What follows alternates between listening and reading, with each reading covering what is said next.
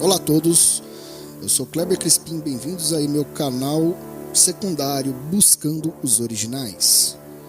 Hoje daremos um reinício aí ao estudo que foi iniciado, no vídeo anterior, que é uma série intitulada Netzarim.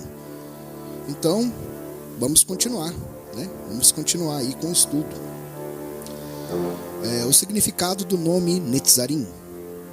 Como afirmado em outro artigo, os israelitas, discípulos de Yahusha, eram chamados de membros do caminho. Segundo o livro de Atos, capítulo 9, versículo 2, capítulo 24, versículos 5 e 14, capítulo 19, versículos 9 e 23, ou de Netzarim, nazarenos. Descobrimos que este homem, Shaul, é uma peste. Ele é um agitador dos judeus pelo mundo todo. É o líder da seita dos Netzarim. Mahassei Shehilim, ou Atos dos Apóstolos, capítulo 24, versículo 5. De onde surgiu o nome Nazarenos? Deriva do próprio título atribuído a Yahusha, o Nazareno. E Yahusha foi habitar na cidade de Natzeret, para cumprir o que foi dito pela boca do profeta. Ele será chamado Netzeret.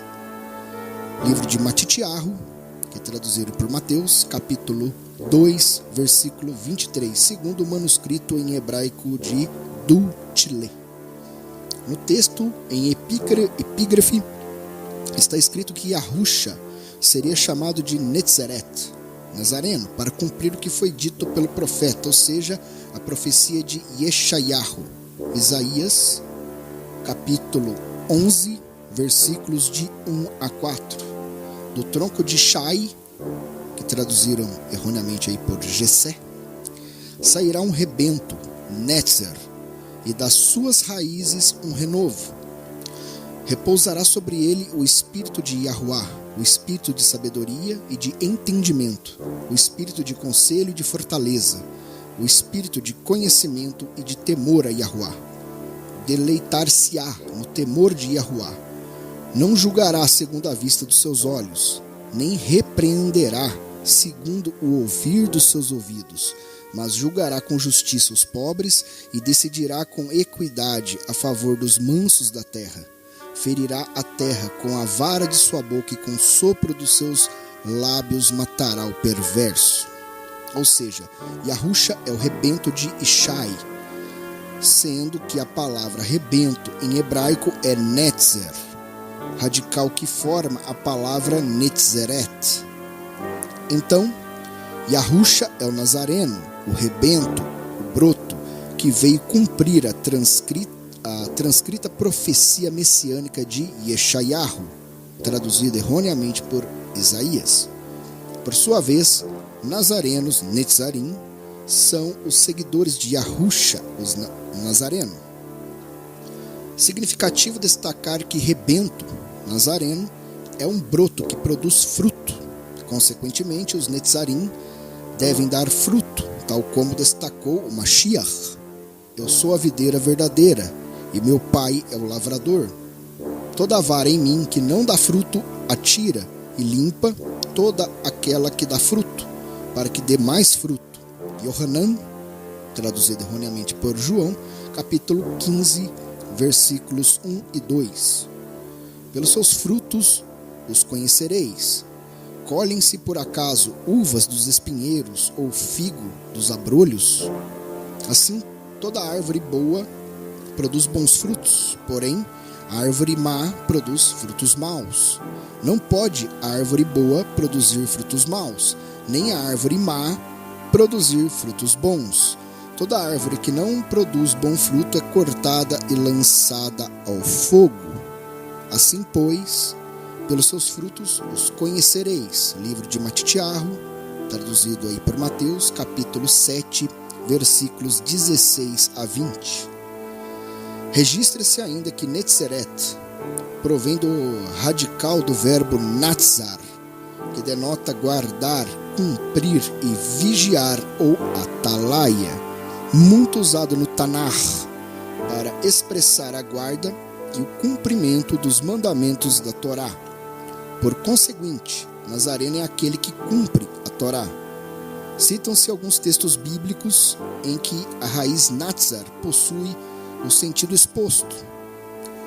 Todas as veredas de Yahuwá são favor imerecido e verdade para os que guardam a sua aliança e os seus testemunhos. Livro de Tehillim, traduzido para os Salmos, capítulo 25, versículo 10.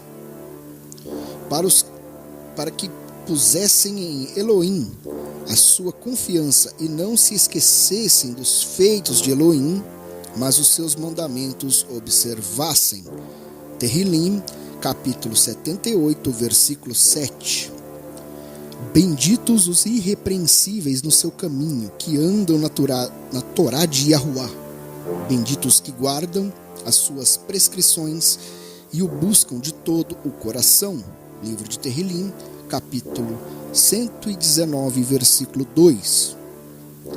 É patente que o radical Natzar está sendo usado em conexão com a guarda da Torá, razão pela qual se infere que os Netzarim são aqueles que cumprem a Torá com todo o coração.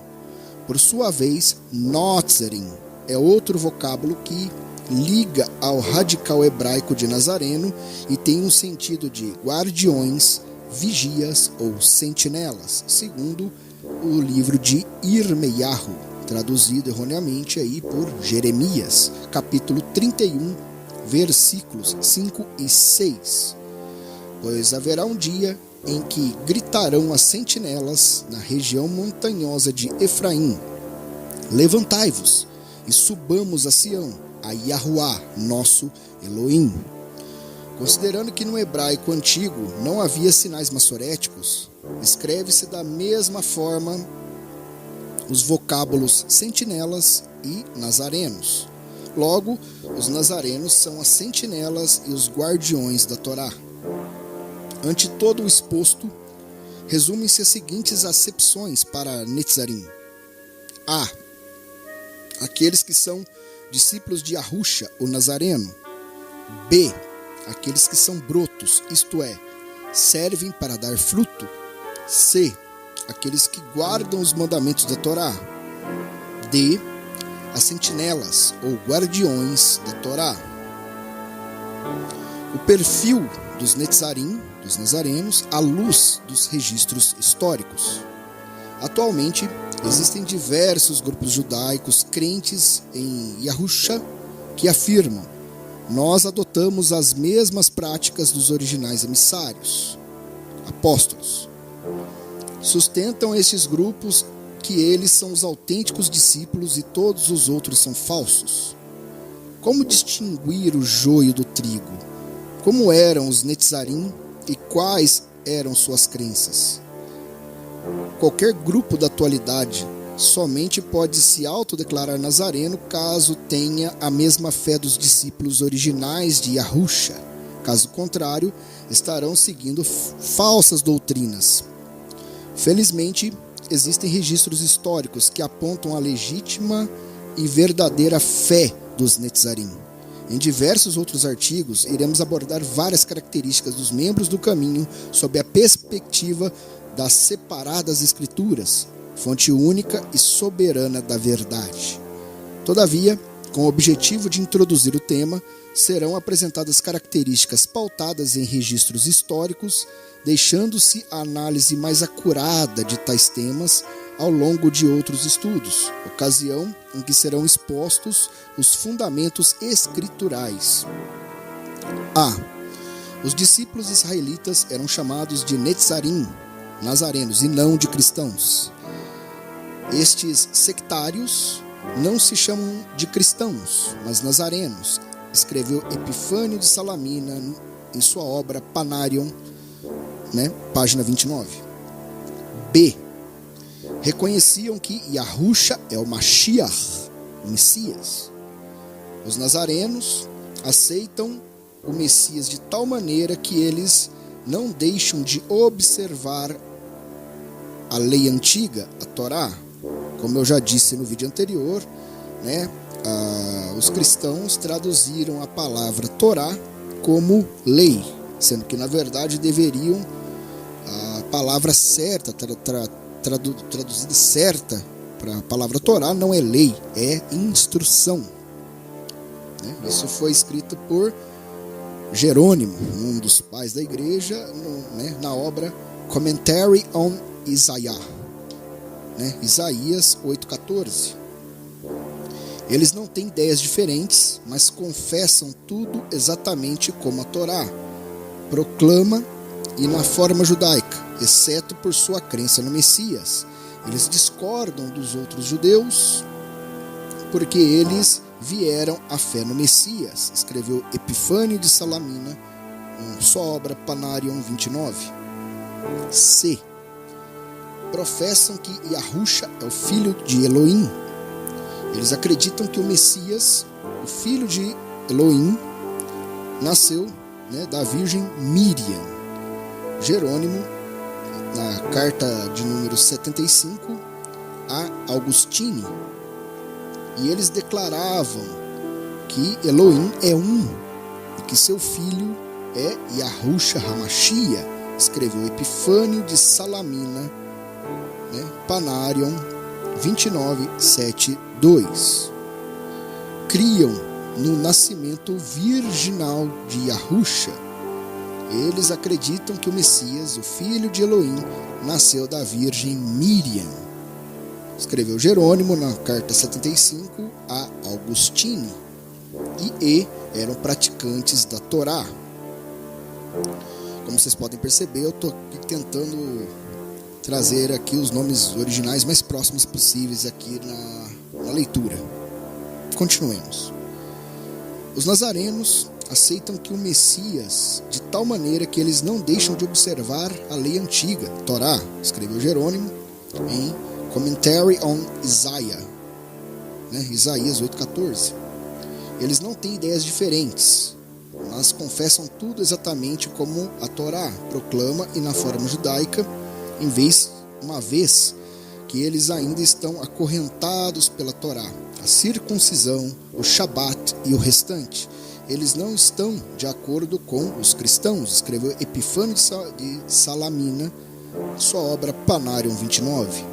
Eles, os nazarenos, perseveram na observância dos costumes que estão prescritos na Torá. Irineu de Lyon, em sua obra Contra Heresias, capítulo 1, versículo 26. F. Praticavam a circuncisão, também conhecida no hebraico como Brit Milá. Mas os nazarenos confessam tudo exatamente como a lei, Torá, proclama e na forma judaica, a circuncisão, o Shabat e o restante. Epifânio de Salamina, Panarion 29. Eles, os nazarenos, praticam a circuncisão. Irineu de Lyon, sua obra Contra Heresias, capítulo 1, versículo 26. Letra G. Para os nazarenos não havia distinção entre Antigo e Novo Testamento. Toda a palavra de Yahuwá é una e indivisível, inexistindo superioridade de um livro bíblico sobre outro.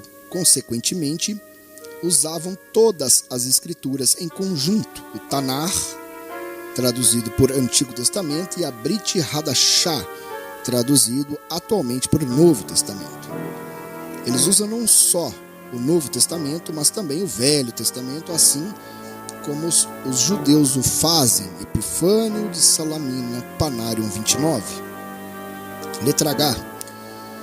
Usavam os manuscritos da Brit Hadashah, Aliança Renovada, de acordo com os textos originais, escritos em hebraico e aramaico e não em grego.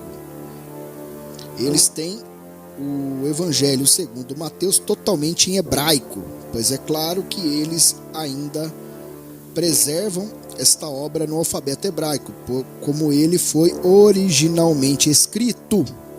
Epifânio de Salamina, Panarion 29. Escreveu Egésipo, o Nazareno, também muitas outras coisas, das quais fizemos menção anteriormente, em parte, ao dispor as narrativas conforme as circunstâncias. Põe algumas coisas tomadas do Evangelho dos Hebreus e do siríaco, o aramaico, em particular tomadas da língua hebraica, mostrando assim que se fez crente sendo hebreu. Eusébio de Cesareia, História Eclesiástica, editora Novo Século, 2000, lançamento em 2002, página 92. Letra I. Os Netzarim criam que Yahuwá é Errad, e não três pessoas distintas. Logo, a doutrina da Trindade, que apregoa que o Criador são três pessoas diversas, não representa a fé original dos discípulos de Yahusha. Eles declaram que Elohim é um. Epifânio de Salamina, Panarion 29. A antibíblica doutrina da Trindade foi engendrada por Tertuliano, que viveu aí entre o... e, na verdade, isso foi criado entre os anos de 160 ao ano 220 da nossa era. Na obra Contra Práxias, Tertuliano reprova a maioria dos crentes porque eles eram monarquistas, isto é, criam que Yahuwá, o Criador, é um, e que o Pai, o Filho e o Espírito são manifestações de Yahuwá. Ou seja, enquanto a maioria dos crentes em Yahusha pensava corretamente que Yahuwá é um, apesar de se manifestar por três aspectos diferentes, monarquismo, Tertuliano apregoava erroneamente que Deus são três pessoas diferentes, ensino tipicamente influenciado pelo paganismo, que concebe a ideia de vários deuses. Cita-se passagem em que Tertuliano combate injustamente a maioria dos crentes. O simples, de fato, não os chamarei de não sábios, nem de indultos, que constituem a maioria dos crentes, ficam assombrados com a dispensação dos três em um, no sentido de que a sua própria regra de fé os afasta da pluralidade de deuses para um único e verdadeiro Deus. Não compreendem que, apesar dele ser o único e verdadeiro Deus, ele deve ser crido em sua própria economia. Eles estão constantemente nos atacando, dizendo que somos pregadores de dois deuses e de três deuses, enquanto eles mantêm preeminentemente o crédito para eles mesmos de serem adoradores do único Elohim. Tal como se a unidade em si, com suas deduções irracionais, não produzisse heresia, e a Trindade racionalmente considera unidade em si, com suas constitui a verdade. Nós, dizem eles, mantemos a monarquia, ou o único governo de Deus. Contra Práxias, capítulo 3. Aprende-se que a maioria dos crentes não criam na Trindade, mas eram adoradores do único Criador. E mais, esses fiéis discordavam da doutrina da Trindade porque diziam que esta implica na crença da pluralidade de deuses, o que é condenado pelas Escrituras. Sustentava a maioria dos crentes que Yahuwá é um, manifestando-se de várias formas: Pai, Filho e Espírito. Eis como Tertuliano descreve o pensamento da multidão de discípulos de Yahusha. Ele mantém que só há um Yahuwá, o Todo-Poderoso Criador do mundo. Ele diz que o próprio Pai desceu até a Virgem, foi ele mesmo nascido dela, ele mesmo sofreu, de fato foi ele mesmo Jesus Cristo. Contra Práxias, capítulo 1. No curso do tempo, então, o Pai verdadeiramente nasceu e o Pai sofreu, o próprio Pai, o Senhor Todo-Poderoso, a quem em suas orações eles, os monarquistas, declaram ser Jesus Cristo, contra Práxeas, capítulo 2. Mas já que eles consideram os dois como sendo senão um, de forma que o Pai seja julgado como sendo o mesmo que o Filho, é justamente certo que toda a questão a respeito do Filho seja examinada, como se ele existisse, se ele existe, quem ele é e o modo da sua existência, contra Práxeas, capítulo 5. Tertuliano reconhece que a concepção de Yahuwah ser um, manifestando-se como Pai, Filho e Espírito, é fruto da fé judaica, ou seja, representa o pensamento dos judeus nazarenos. Porém, Tertuliano critica o conceito judaico. Mas essa doutrina sua dá testemunha à fé judaica, na qual esta é a substância, acreditar tanto na unidade de Deus que recusa a reconhecer o Filho ao lado dele e depois do Filho o Espírito. Pois eles, adeptos da fé judaica, negam o Pai quando dizem que ele é o mesmo que o Filho, e eles negam o Filho quando eles supõem que ele seja o mesmo que o Pai, contra Práxeas, capítulo 31. No primeiro parágrafo citado, os adeptos da fé judaica discordam da ideia de que o Filho possa estar ao lado do Pai e do Espírito. Por quê? Porque para os judeus não existem três pessoas, mas apenas um único Yahuwah. Já no segundo parágrafo transcrito, fica claro que os crentes com fé israelita diziam que tanto o Pai quanto o Filho são o mesmo Yah. Letra J. Os israelitas do caminho aceitavam as boas tradições judaicas do Tanar, mas não se subordinavam à halahá rabínica. Eles não têm ideias diferentes, mas confessam tudo exatamente como a Torá proclama e na forma judaica. Epifânio de Salamínia, Panarion 29. Escreveu Egésipo, o Nazareno. Também muitas outras coisas das quais fizemos menção anteriormente, em parte, ao dispor as narrativas conforme as circunstâncias, põe algumas coisas tomadas do Evangelho dos Hebreus e do Siríaco, aramaico, e em particular tomadas na língua hebraica, mostrando assim que se fez crente sendo hebreu. E não apenas isto, mas também menciona outras coisas procedentes de uma tradição judia não escrita. Eusébio de Cesareia, História Eclesiástica, editora Novo Século, lançada em 2002, página 92. Apesar dos membros do caminho seguirem certas tradições orais, não se sujeitaram às leis rabínicas, a halahá, criadas pelos escribas e fariseus, ou conhecida também como a famosa Torá oral. Há 5 fragmentos de um antigo comentário dos nazarenos sobre o profeta Yeshayahu, datado do século IV, apontando o manuscrito que os nazarenos não seguiram a halahá rabínica farisaica.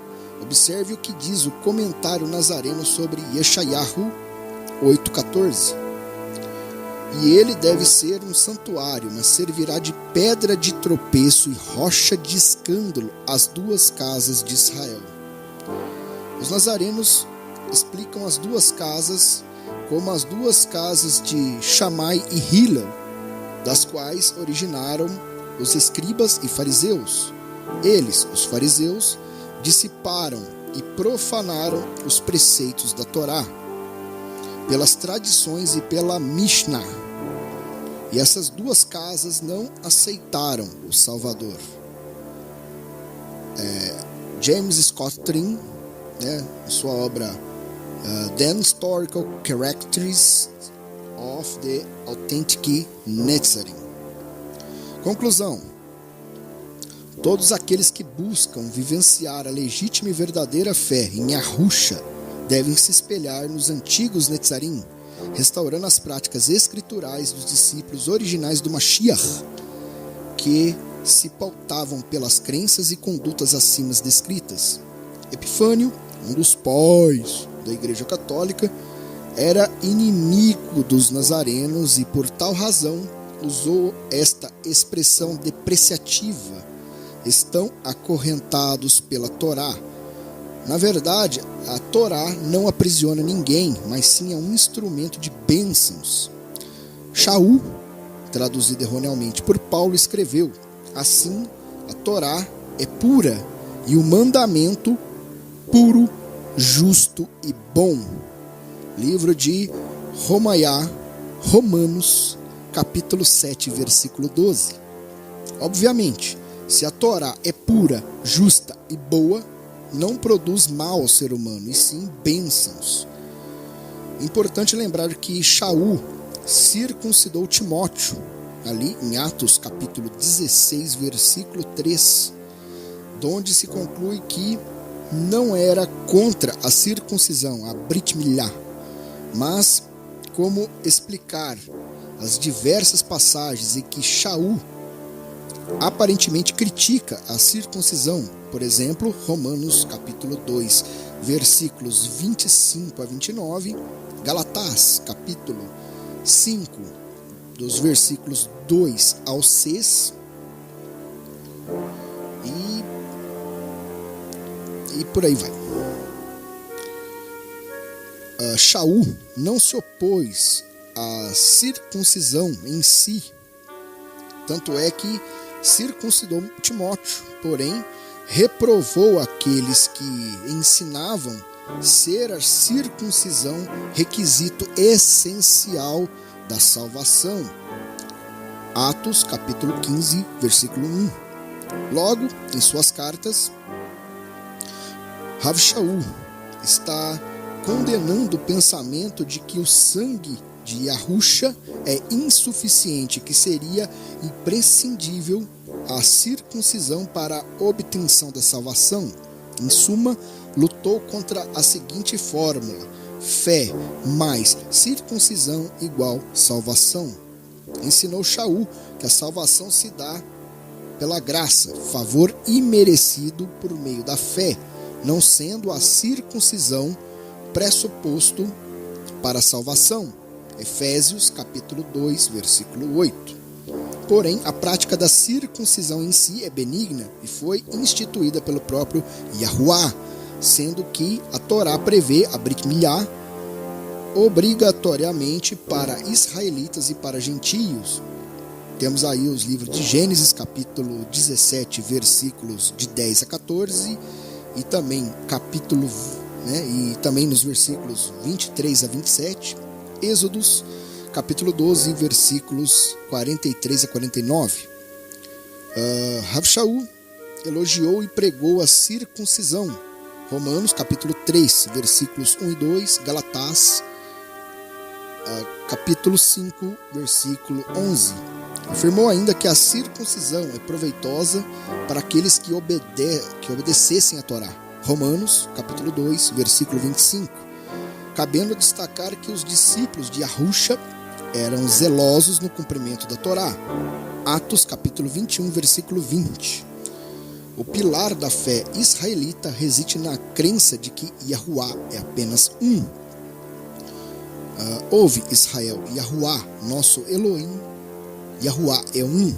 Devarim, traduzido por Deuteronômio, capítulo 6, versículo 4. Este texto bíblico em hebraico é conhecido como Shema Israel, ouve, Israel, e é repetido pelos judeus em suas orações pelo menos 2 vezes ao dia, manhã e noite. Não existe nas separadas escrituras nenhum texto dizendo Yahuwá são 3. Logo, a doutrina da Trindade é antibíblica.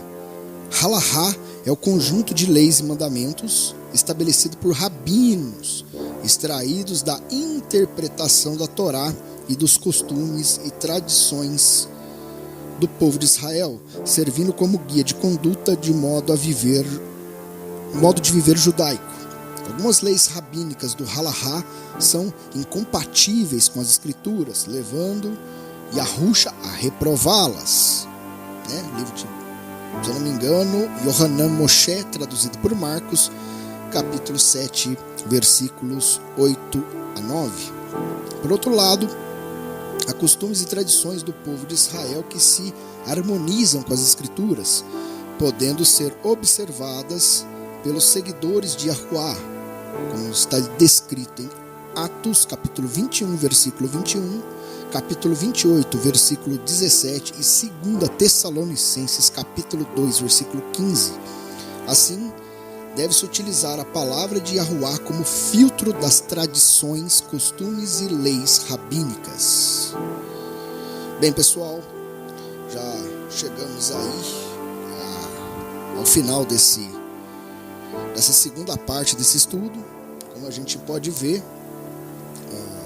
o cristianismo, tal qual conhecemos, nada tem a ver com a igreja original, nada tem a ver com os ensinos dos apóstolos, dos verdadeiros apóstolos, e nada tem a ver com os ensinos do Messias, do verdadeiro Messias. Então eu espero que esse estudo que eu estou gravando nesses vídeos possa abrir os seus olhos, principalmente contra doutrinas heréticas que veremos a seguir, foram introduzidas aí na fé dita cristã, a partir do ano de 98. Então, até aqui nós percebemos que Inácio de Antioquia se revoltou aí contra a verdadeira igreja, contra a verdadeira eclésia, e simplesmente essa revolta causou um racha na igreja original, e, claro, prejudicou ali, o trabalho dos apóstolos na questão da verdadeira igreja. Veremos muita coisa ainda para frente, meus amigos. Então, eu fico por aqui, vou ficando por aqui. Espero que o Altíssimo, Yahuwah Tsevaot, abençoe a cada um de vocês e lhes dê discernimento, e para que vocês consigam aí o melhor entendimento possível desse estudo que eu estou passando aqui no canal. A coisa é séria, pessoal. Estamos na fase 2. Então, um grande abraço aí a todos, obrigado e até o próximo vídeo.